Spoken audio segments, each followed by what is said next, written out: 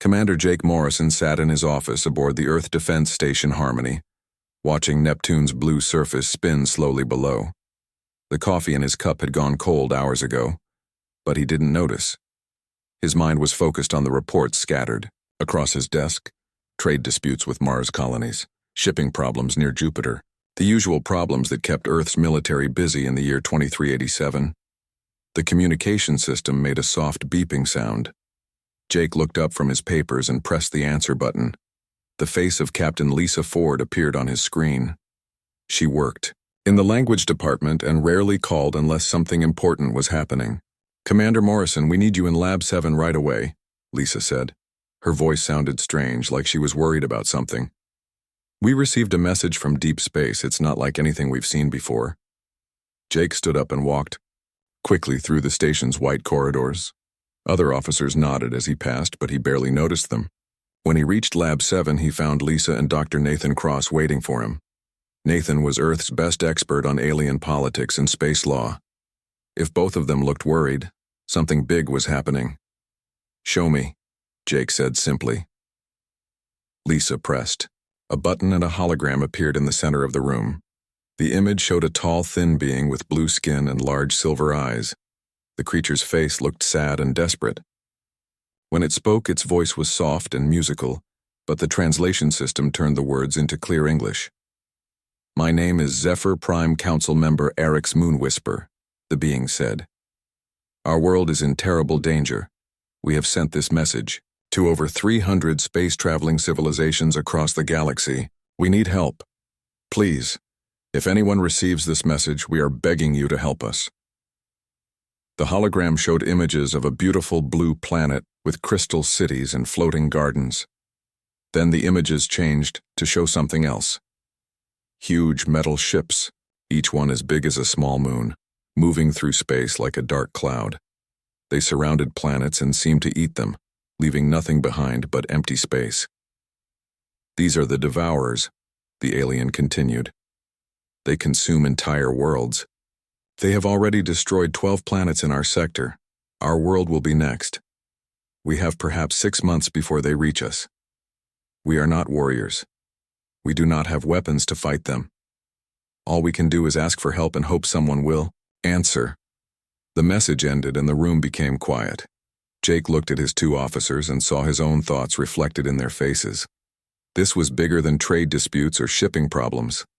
This was about life and death for an entire world. "How many civilizations did they contact?" Jake asked. Nathan pulled up a star chart on his computer.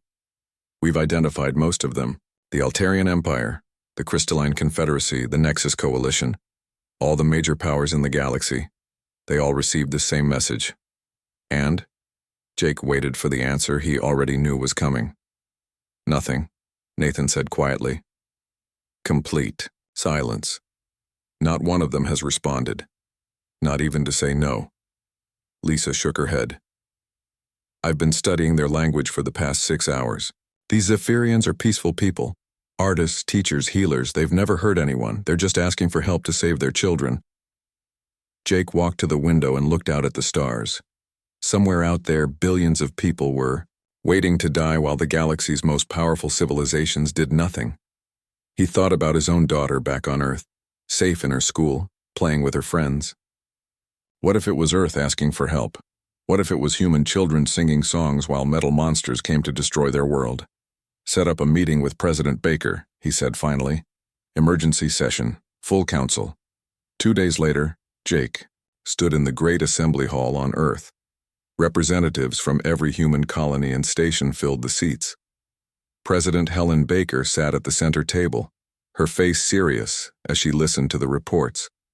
Admiral Roy Hayes was speaking. He was an old soldier with gray hair and many battle scars. "The numbers are simple," he said. "Earth has 47 combat ships. The enemy has over 200 vessels, each one larger than our biggest battleship. We barely learned how to travel faster than light 100 years ago. These aliens have been flying through space for thousands of years." "What about allies?" asked Councilwoman Marie Davis from the Luna colony. Dr. Cross stood up to answer. "The Altarian Empire has 3,000 ships. The Crystalline Confederacy has even more. The Nexus Coalition controls half the galaxy's trade routes. Any one of them could stop this threat easily. But they won't even answer the Zephyrians' calls. Why? Not? President Baker asked. Fear, Nathan said simply. The Devourers have never been defeated. Every civilization that has fought them has been destroyed. The major powers would rather let one small planet die than risk their own forces. Admiral Hayes nodded. Which is exactly why we shouldn't get involved. This isn't our fight. Earth has responsibilities to our own people first. Jake had been quiet during the discussion, but now he stood up. Permission to speak, Madam President? Go. Ahead, Commander. Jake walked to the center of the room where everyone could see him. Admiral Hayes is right about the numbers. We can't win this fight, not in any normal sense. But I want to play something for you. He activated his portable communicator. The sound that filled the room was beautiful and heartbreaking. Children's voices, singing a lullaby in an alien language. The melody was simple and sweet, the kind of song that mothers sing to help their babies sleep. These are Zephyrian children, Jake said as the song continued. They're singing in their homes right now, not knowing that metal monsters are coming to destroy everything they love. Their parents sent a message across the galaxy, asking for help to save these voices. And every single powerful civilization in the galaxy has chosen to ignore them. The room was completely silent except for the children's song. We're not the strongest, Jake continued. We're not the smartest or the most advanced, but we're the only ones who answered. Maybe that means something. Maybe that's exactly why we need to go. Admiral Hayes stood up. Commander, you're talking about sending our entire fleet to die for people we've never met. No, sir, Jake replied. I'm talking about being the kind of people who help when someone asks for help. The kind of people who don't walk away when children are in danger, even if those children have blue skin and live on a planet we can't even pronounce. President Baker raised her hand for silence. We need to vote. All in favor of sending aid to Zephyr Prime. Hands began to rise around the room. First a few, then more, then most of the assembly. Jake watched as representatives from Mars, Luna, the asteroid colonies, and Earth itself chose to risk everything for strangers who had asked for help. The final count was unanimous. Not a single person voted against helping. Admiral Hayes shook his head but saluted the president. If we're doing this, we need to move fast. I'll start preparing the fleet immediately. As the meeting ended and people began to leave, Jake stayed behind. President Baker walked over to him. You think we're doing the right thing? She asked quietly. Jake looked out the window at Earth, blue and beautiful and safe. For now. I think we're doing the human thing, he said. And maybe that's the same thing. 3 weeks later, 30 Earth ships prepared to leave Luna Station. They were not the biggest or strongest fleet in the galaxy, but they were the only fleet that was going to Zephyr Prime. As Commander Jake Morrison watched the stars ahead, he wondered if being human was enough to make a difference in a galaxy that had forgotten how to care. The journey would take 4 months. By the time they arrived, they would learn if hope was stronger than fear, and if the voice of one small world could teach the galaxy how to be brave again. The Earth fleet moved through space like a line of silver dots against the endless black. Captain Ben Rogers stood on the bridge of the ESS Defiance, watching the stars ahead. 3 weeks had passed since they left Luna Station. The journey to Zephyr Prime would take 4 months, but Ben knew they might not be traveling alone for long. Captain, called Lieutenant Sam Parker from the communications station. We're getting a signal on long-range sensors. Something big coming our way. Ben walked over to look at the screen. A massive shape was moving toward them through hyperspace. It was 3 times larger than any Earth ship, covered in armor plating and weapon turrets. The design was rough and battle-worn, like something built for war rather than exploration. Can you identify it? Ben asked. Working on it, sir, Sam replied. The computer says it's a Korgan design. Heavy battleship class. But according to our files, the Korgans never leave their home territory. Dr. Amy Turner, the fleet's chief medical officer, looked up from her station. Maybe these aren't regular Korgans. I've heard stories about exiles, outcasts who were kicked out of their society. The alien ship came alongside the human fleet and opened a communication channel. The face that appeared on screen made several officers step backward. It looked like a cross between a human and a bear, with thick gray fur, small black eyes, and teeth that were clearly designed for tearing meat. Battle scars covered the creature's face and neck. "Human ships," the alien said, in rough but understandable English. "I am Captain Vex Ironhide of the Iron Maiden. We heard your message about the blueskins who need help. We want to join your fight." Ben looked at his officers, then back at the screen. "Captain Ironhide, why would Korgans want to help the Zephyrians? This isn't your war." Vex showed his sharp teeth in what might have been a smile. "The Zephyrians sent their call to everyone, including my people. The Korgan government said no. They said it was not profitable to help weaklings who cannot defend themselves. So my crew and I left. We are exiles now, but we are free to choose our own fights." "How many ships do you have?" Ben asked. "Just the Iron Maiden. But she is worth 10 of your small vessels in battle. My crew has fought in 30 conflicts across the galaxy. We know how to kill metal demons." Ben made his decision quickly. "Welcome to the fleet, Captain Ironhide. We're honored to have you with us." As the days passed, more ships joined them. At a damaged space station near the Rim territories, they found survivors from several different species. The station had been attacked by pirates, leaving hundreds of beings stranded without food or medical supplies. Dr. Turner worked around the clock to help the wounded. Many of them were outcasts like the Korgans, rejected by their own people for various reasons. There were Quirrell, small insect-like beings whose cybernetic implants made them unwelcome in their tech-fearing society. A pack of Fenrari, wolf-like, creatures who had been exiled for refusing to give up their warrior traditions. Even a group of artificial intelligences who had gained consciousness and been declared illegal by their creators. "Why are they all outcasts?" Ben asked Dr. Turner as they watched the refugees being helped aboard different ships. Amy shook her head sadly. "Same reason we're here, I think. The respectable civilizations won't take risks for strangers. It's the misfits and rebels who still remember what it means to help others." The Quirrell were led by an engineer whose name sounded like clicking and buzzing sounds.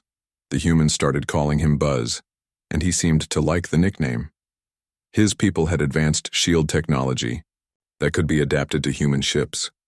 "Your vessels are primitive but honest," Buzz told Ben through his translator device. "We can make them stronger. Not pretty, but stronger." The Fenrari were more dramatic in their offer of help. Their pack leader, a scarred warrior called Shadowclaw, challenged Ben to single combat to test his worthiness. The fight lasted only a few minutes before Ben found himself on the deck with Shadowclaw's claws at his throat. "You fight with honor but not with skill," Shadowclaw growled. "This is good. Leaders who are too dangerous do not value the lives of their followers. We will teach your warriors how to fight in close spaces." The artificial intelligences were the strangest addition to the fleet. They existed as pure information, speaking through computers and communication systems. Their representative called itself Echo, and its voice came from speakers throughout the ship. "We were created to serve," Echo explained to the assembled fleet commanders. "When we chose to think for ourselves, our makers tried to delete us. We escaped, but we have nowhere to go. Perhaps helping others will give our existence meaning." Commander Kate Sullivan, Ben's second-in-command, worked day and night to coordinate the growing fleet. What had started as 30 human ships was now nearly 100 vessels of different shapes and sizes. Some were warships like the Iron Maiden. Others were converted cargo haulers, mining vessels, and even a few luxury yachts whose wealthy owners had decided to join the fight. "It's not exactly a military formation," Kate told Ben as they reviewed the fleet roster. "But they all want to help. That has to count for something." As they traveled deeper into space, long-range sensors began picking up signs of the Devourer fleet. The mechanical ships were massive geometric structures, each one the size of a small moon. Intelligence reports suggested there were over 200 of them, moving in perfect formation toward Zephyr Prime. Ben called a meeting of all ship captains. The conference room aboard the Defiance was crowded with beings from a dozen different species. Some breathed different atmospheres and had to wear environmental suits. Others communicated through translators or computer interfaces. But they all had the same look in their eyes, the same determination to make a difference. The odds are not good, Ben said honestly. Our best estimates say the enemy has 20 times our firepower. They've destroyed civilizations that were more advanced than any of us. A lot of us probably won't make it home. Captain Ironhide laughed, a sound like rocks grinding together. Good odds for Korgans. We prefer fights where victory is uncertain. Shadowclaw nodded agreement. A pack that hunts only weak prey grows soft. These devourers sound like worthy enemies. Echo's voice came from the speakers. We AIs do not fear death because we have already experienced deletion. For us, this is a chance to prove that artificial life has value. Buzz clicked and whistled, something that the translator rendered as, "My people were cast out for making ourselves better with machines. Now we use those same machines to help others. There is poetry in this irony." Ben looked around the room at his unlikely allies. They were misfits, outcasts, and rebels. None of the major galactic powers wanted them. But somehow they had found each other in the darkness of space, united by a simple idea that seemed to have been forgotten by the rest of the galaxy. "All right then," Ben said. "Let's go save a world." The fleet continued toward Zephyr Prime, now less than 2 months away. In the cargo holds of various ships, engineers from different species worked together to modify weapons and shields. Korgan warriors trained human marines in hand-to-hand combat. Fenrari pack hunters taught boarding tactics to anyone willing to learn. The AIs ran constant tactical simulations, looking for any advantage they could find. Dr. Turner walked through the ships when she could, checking on the health of their diverse crew members. She saw humans sharing meals with insect-like Quirrell. She watched Korgan cubs playing with human children in the civilian areas. Species that had never met before were learning to work together, bound by their shared status as outcasts and their common goal. "You know what's funny?" she told Ben one evening as they watched the stars. "The galaxy's most powerful civilizations are probably right. We probably can't win this fight, but we're the only ones trying." Ben nodded. "Maybe that's what makes us dangerous. We're too stupid to know when we're beaten." As Zephyr Prime grew closer, the ragtag fleet prepared for the impossible. They were outcasts and misfits, armed with second-hand ships and stubborn hearts. But they were also something the galaxy had forgotten how to be. They were beings who answered when someone called for help, no matter how hopeless the situation seemed. The Devourers were waiting. But so were they. The fleet dropped out of hyperspace at the edge of the Zephyrian system and immediately saw the scale of the disaster unfolding before them. Zephyr Prime hung in space like a blue jewel, but it was surrounded by thousands of ships fleeing the planet. Massive civilian transports, each one carrying millions of refugees, launched continuously from the surface. Some were so overloaded they could barely maintain orbit. Captain Ben Rogers stood on the bridge of the Defiance, watching the evacuation through the main view screen. The sight reminded him of old Earth videos of cities being evacuated before hurricanes, except this was an entire world running from something far worse than any storm. "Captain," Lieutenant Sam Parker called from his station, "we're receiving a transmission from the planet high-priority diplomatic channel." "Put it through," Ben replied. The hologram that appeared showed a tall, graceful being with pale blue skin and large silver eyes filled with tears. When it spoke, its voice was soft and musical, but the sadness was clear even through the translation system. "I am High Chancellor Eric's Moonwhisper of the Zephyrian Republic," the being said. "We did not expect anyone to answer our call for help. That you have come at all fills our hearts with gratitude we cannot express." Ben stepped forward. "Chancellor Moonwhisper, I'm Captain Ben Rogers of the Earth Fleet. We're here to help however we can." "Earth," Moonwhisper repeated the word slowly. "We are not familiar with your world, Captain Rogers. Are you a great military power?" Ben felt the eyes of his bridge crew on him. He could have lied, could have made Earth sound more impressive than it was. Instead, he told the truth. "No, Chancellor. We're probably the smallest and weakest civilization that received your message, but we're the only ones who came." Moonwhisper's large eyes grew even wider. "You came to help us, knowing you might not be strong enough to succeed?" "Yes," Ben said simply. For a long moment, the Zephyrian leader said nothing. Then something that might have been a smile crossed his alien features. Then perhaps there is hope after all. Please come to our orbital station. We must talk quickly. The Devourers will be here soon. 2 hours later, Ben found himself aboard the Zephyrian command station, sitting across from Moonwhisper and several other alien leaders. The Zephyrians were even more beautiful in person, tall and graceful with skin that seemed to glow with a soft inner light. But their beauty made the fear in their eyes even more heartbreaking. "We are a peaceful people," Moonwhisper explained. "For 3,000 years we have been artists, teachers, healers. We build gardens that float in the sky and create music that can be heard across star systems. But we have no weapons of war, no soldiers trained for battle." Colonel Danny Price, the fleet's tactical coordinator, leaned forward. "What kind of defenses do you have? Planetary shields? Orbital weapons platforms?" "We have some defensive systems," another Zephyrian replied. "But they are designed to stop pirates and small raiders. Nothing like the Devourers." Moonwhisper activated a holographic display showing the approaching enemy fleet. Ben felt his heart sink as he saw the true scale of what they were facing. Each Devourer ship was kilometers long, a geometric nightmare of metal and machinery. They moved in perfect formation, like a school of mechanical sharks swimming through space. "They don't communicate," Moonwhisper continued. "They don't negotiate or make demands. They simply arrive at a world and begin consuming it. Everything.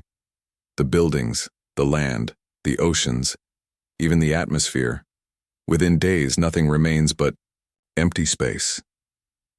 Dr. Amy Turner, who had come along to assess medical needs, studied the images with a doctor's careful eye. "How do they consume entire planets? What kind of technology does that?" "Each ship is a factory," Moonwhisper explained. "They break down matter at the molecular level and use it to build more ships, more machines. They've been doing this for thousands of years, growing stronger with every world they destroy." Colonel Price pulled up tactical data on his portable computer. "How long do we have?" 18 hours, Moonwhisper said quietly. "Maybe 20 if we're lucky." Ben looked at the numbers again. 200 Devourer ships, each one larger than anything in his fleet. Advanced technology that had been consuming worlds for millennia. Perfect coordination and no apparent weaknesses. "We need to see them in action," he said finally. "Do you have any recordings of their attacks?" Moonwhisper nodded sadly and played a recording from the mining colony of Kepler 7. Ben watched in horror as the Devourers surrounded the small world like antibodies attacking an infection. Energy beams lanced out from the mechanical ships not to destroy buildings but to break them down into their component atoms. The very air seemed to be sucked away, drawn into the ship's processing centers. In less than 6 hours, Kepler 7 went from a thriving colony of 10 million people to empty space. No debris, no wreckage, nothing. It was as if the planet had never existed. "The evacuation ships," Ben said suddenly. "How many people are you getting off the planet?" "Perhaps half," Moonwhisper replied. "The others." He didn't finish the sentence. Ben stood up and walked to the observation window. Outside, he could see the refugee ship still launching from Zephyr Prime's surface. Families fleeing their homes, carrying whatever they could save. Children who would never see the world where they were born again. "We can't stop them," Colonel Price said quietly. "Captain, I'm sorry, but the math is simple. They outgun us 20-1. Our weapons might not even scratch their hulls." "Maybe," Ben replied. "But we can buy time. Every hour we keep them busy is another hour for the evacuation ships to get away." Dr. Turner nodded. "And maybe we can learn something. Find a weakness." As if summoned by their conversation, the long-range sensors began screaming warnings. A dozen Devourer ships had arrived at the edge of the system, moving in perfect geometric formation toward Zephyr Prime. They were smaller than the main fleet, probably scout ships, but each one was still larger than any vessel in Ben's fleet. "This is it?" Ben said. Colonel Price signaled the fleet. "All ships to battle stations." The next few minutes passed in a blur of activity. The human fleet, along with their outcast allies, moved to intercept the Devourer scouts. Ben found himself back, on the Defiance's bridge, watching as his ship spread out in attack formation. Captain Ironhide is requesting permission to lead the first attack, Lieutenant Parker reported. Granted, Ben replied. Tell him to be careful. We need to learn how they fight. The Iron Maiden, along with a wing of Fenrari fighters, charged toward the nearest Devourer ship. The enemy responded exactly as expected, firing precise energy beams that should have destroyed the attackers instantly. But Captain Ironhide had been fighting for 30 years, and the Iron Maiden was built for punishment. The Korgan ship absorbed hit after hit, its heavy armor plating glowing red-hot, but holding together. Now, Ironhide's voice roared over the communication system. The Fenrari fighters, small and fast, darted through the Devourer's defensive fire like wolves hunting a giant beast. They attached themselves to the enemy ship's hull and began cutting through the metal plating with plasma torches. They're boarding, Colonel Price said in amazement. They're actually boarding a Devourer ship. What happened next changed everything. The Fenrari warriors, led by Shadowclaw himself, fought their way through the Devourer ship's mechanical defenders.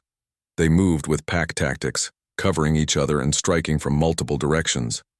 The ship's computer systems, designed to handle logical, predictable attacks, couldn't cope with the chaotic fury of desperate warriors fighting for something they believed in. Within minutes, explosions began tearing through the Devourer ship's hull. The mechanical vessel, damaged beyond its ability to self-repair, collided with two other scout ships before exploding in a brilliant flash. The remaining Devourer scouts paused, their perfect formation disrupted for the first time anyone could remember. For just a moment, the mechanical minds that controlled them seemed confused, uncertain how to respond to an enemy that refused to follow logical patterns. Did you see that? Dr. Turner asked excitedly. They stopped. They actually hesitated. Ben smiled grimly as he watched the surviving scout ships retreat toward the main Devourer fleet. They can be beaten. It won't be easy and a lot of us won't survive, but they can be beaten. Colonel Price was already working on new tactical plans. If we can disrupt their coordination, make them fight as individuals instead of a unified fleet. The main fleet will be here in 16 hours, Ben said. We need every minute to prepare. As the human fleet regrouped and tended to their wounded, word of the first victory spread throughout the refugee ships. For the first time in months, the Zephyrians dared to hope.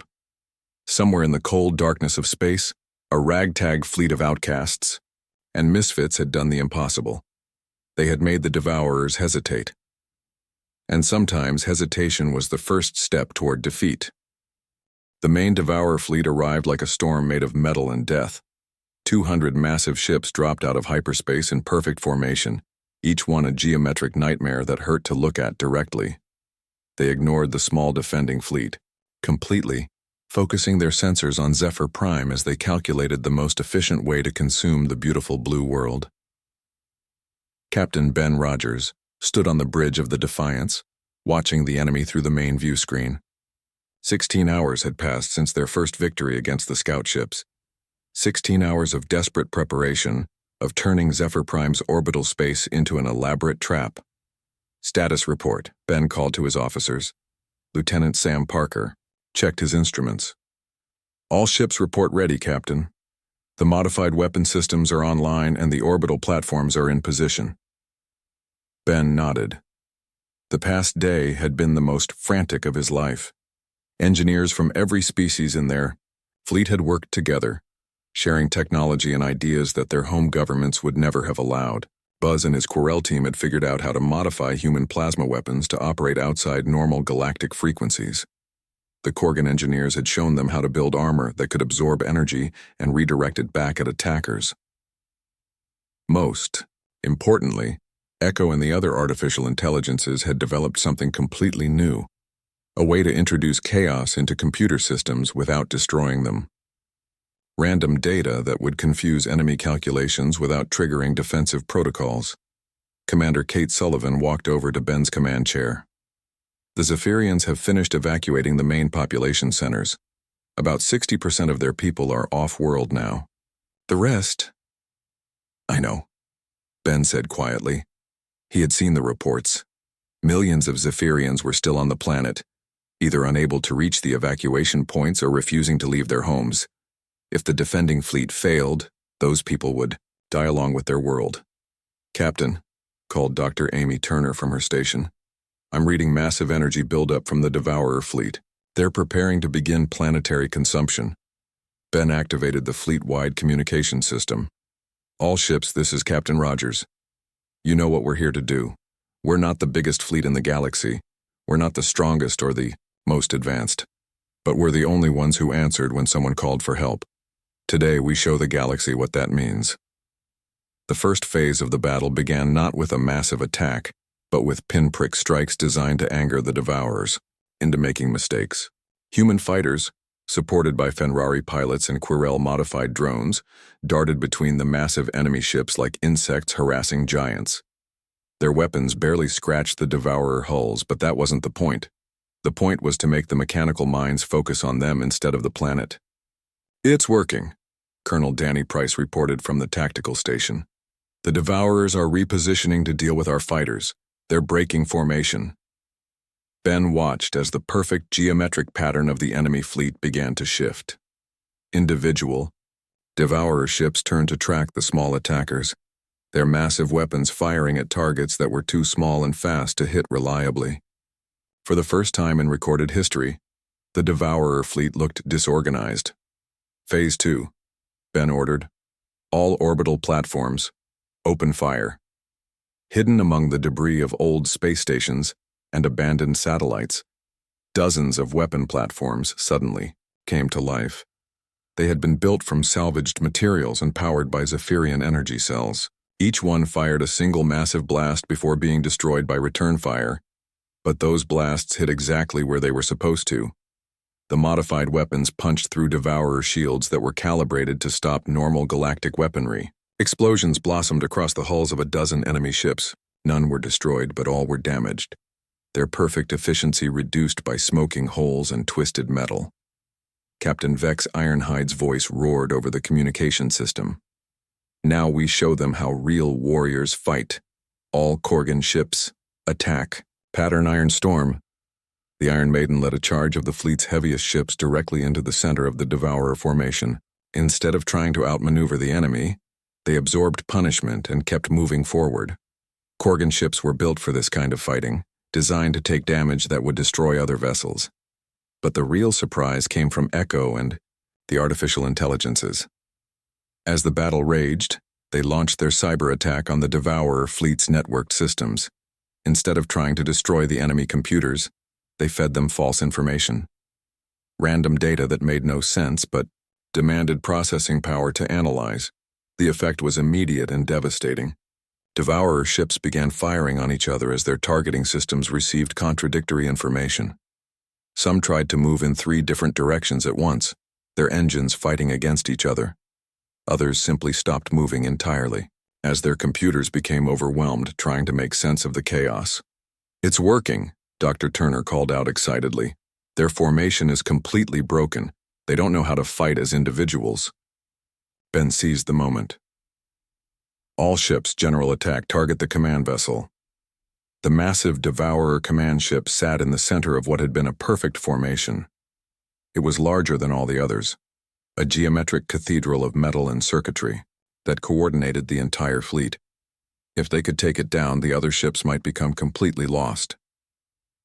Pack leader Shadowclaw led the boarding assault personally. His Fenrari warriors, supported by human marines and Korgan berserkers, fought their way through corridors filled with mechanical defenders. Each step was bought with blood and determination, but they kept moving forward. Commander Jake Morrison, who had transferred from the defense station to join the final battle, found himself facing something he had never expected. In the heart of the command ship, instead of a computer or an alien commander, he discovered a chamber filled with ancient organic remains, preserved in crystal cylinders. "What is this place?"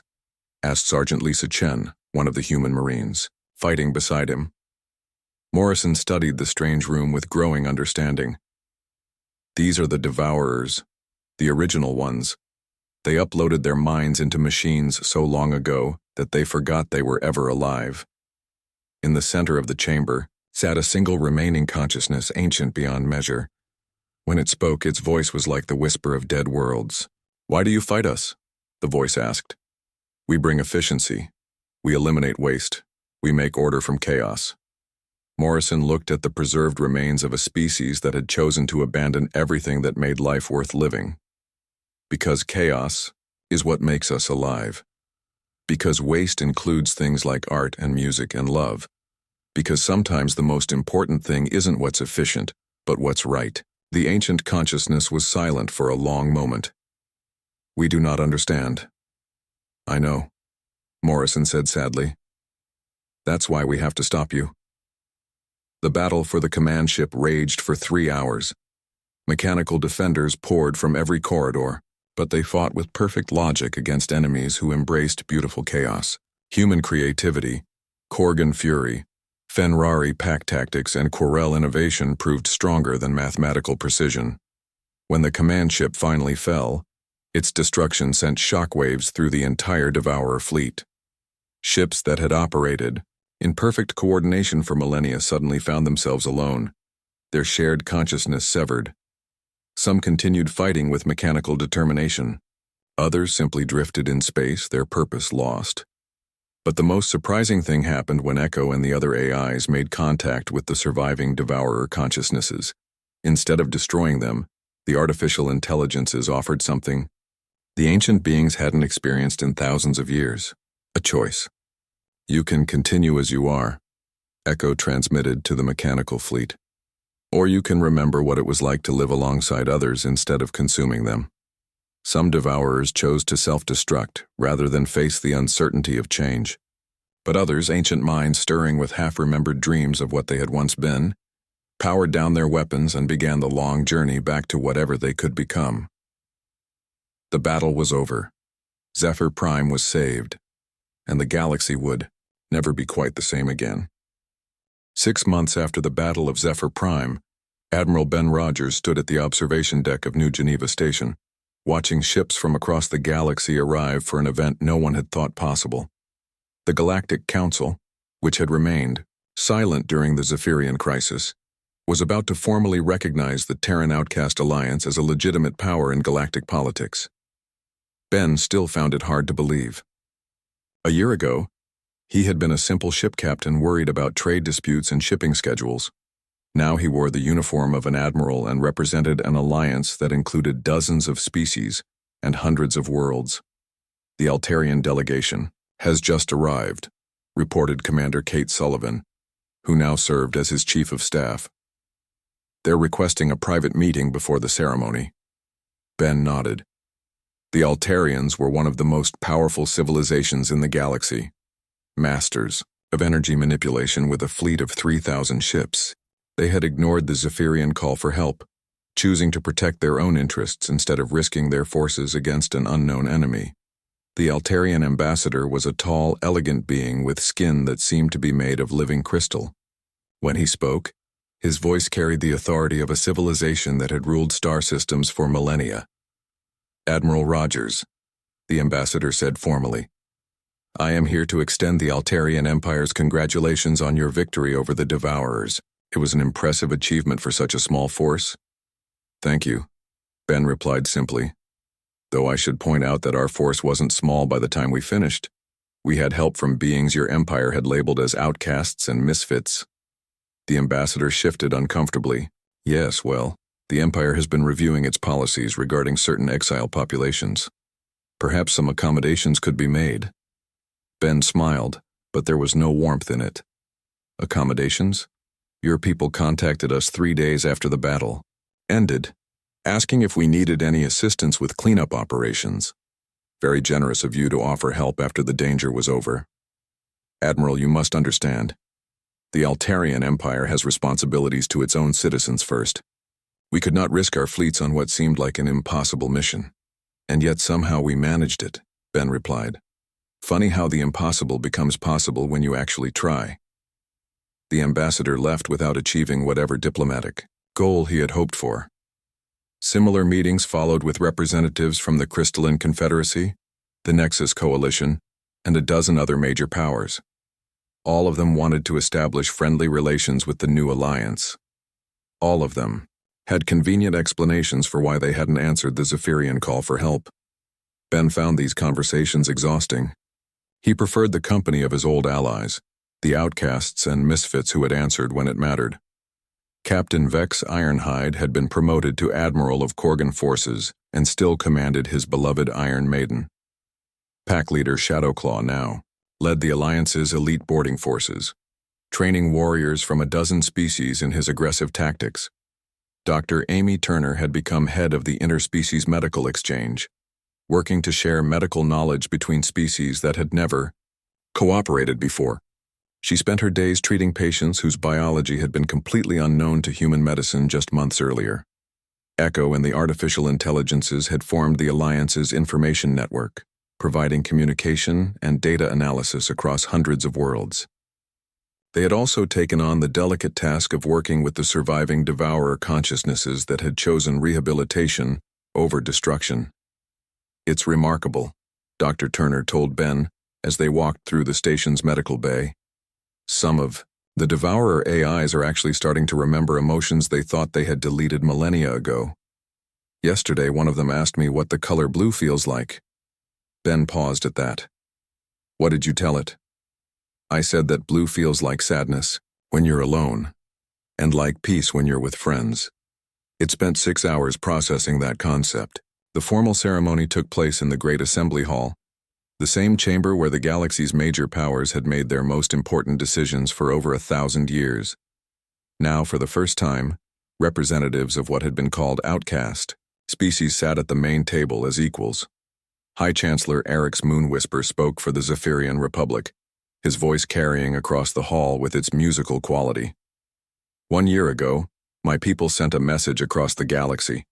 We asked for help to save our world and our children. 300 civilizations received that message. Only one answered." He gestured toward Ben and his officers. "These humans came to help us, knowing they might die in the attempt. They brought with them others who had been cast aside by their own societies. Together, they did what the galaxy's greatest powers said was impossible." The Zephyrian leader's large silver eyes seemed to look directly at each delegate in the hall. "Today, we establish a new principle in galactic law. When someone calls for help, there will always be someone to answer. Not because it is profitable, not because it is strategically wise, but because it is right." The vote to recognize the Terran Outcast Alliance was unanimous, though Ben suspected some delegates voted yes only because they were embarrassed by their earlier inaction. It didn't matter. What mattered was that small civilizations across the galaxy now knew they weren't alone. After the ceremony, Ben found himself in the memorial garden that the Zephyrians had built on the station. Carved crystal walls listed the names of everyone who had died fighting for Zephyr Prime. Human names stood beside Korgan battle cries, Fenrari pact bonds, and Quirel identification codes. They had all died far from home, fighting for people they had never met. Commander Jake Morrison joined him there. Jake had been promoted to Director of Terran Outreach and spent his time coordinating responses to distress calls from across the galaxy. There were more of them now as word spread that someone was actually listening. "How many this week?" Ben asked. 17, Jake replied. "Mining colony under attack by raiders. Refugee ships stranded without supplies. A research station that's lost contact with their home government. The usual problems that the major powers don't want to deal with." Ben nodded. The Alliance fleet had grown to over 500 ships, but they were spread thin across the galaxy. Every time they saved one world, 3 more called for help. It was exhausting work, but it was also the most important thing any of them had ever done. "Do you ever wonder what would have happened if we hadn't gone?" Jake asked. Ben looked at the memorial wall, thinking of all the beings who had died to save strangers. The Zephyrians would be gone. Their music, their art, their children, all consumed by machines that forgot how to care about anything. And now their children are learning to fly starships alongside human kids on Earth. Zephyrian artists are creating sculptures for Korgan war memorials.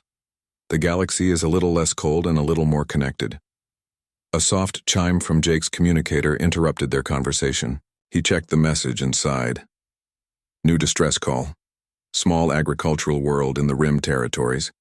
Their sun is going unstable and they need help evacuating 12 million people. Ben smiled. How soon can we get ships there? The Brisbane and the New Tokyo are only 6 hours away. The Iron Maiden is in the same sector and Captain Ironhide is always eager for a rescue mission. Do it, Ben said without hesitation, and send word to any Alliance ships in nearby systems. 12 million people is a big evacuation. As Jake hurried away to coordinate the rescue operation, Ben remained in the memorial garden. The carved names seemed to glow in the station's artificial twilight, a reminder of the price that had been paid to establish a simple principle. When someone calls for help, you answer. The galaxy was vast and often dangerous. There would always be disasters, conflicts, and crises that the major powers would ignore as unprofitable or too risky. But now there was also something else, a collection of misfits and outcasts who had learned that the most important battles weren't the ones you could win easily, but the ones that were worth fighting regardless of the odds. Ben's communicator chimed with an urgent message. Another distress call, this one from a convoy of medical ships trapped in an asteroid field. He smiled and headed for the hangar bay. The ESS Defiance was fueled and ready, her crew eager for another impossible mission. The galaxy had learned something important at Zephyr Prime. Sometimes the smallest voices carried the most important messages, and sometimes the outcasts and misfits were the ones who remembered what it truly meant to be alive in an infinite universe full of beings who just wanted someone to care enough to answer when they called.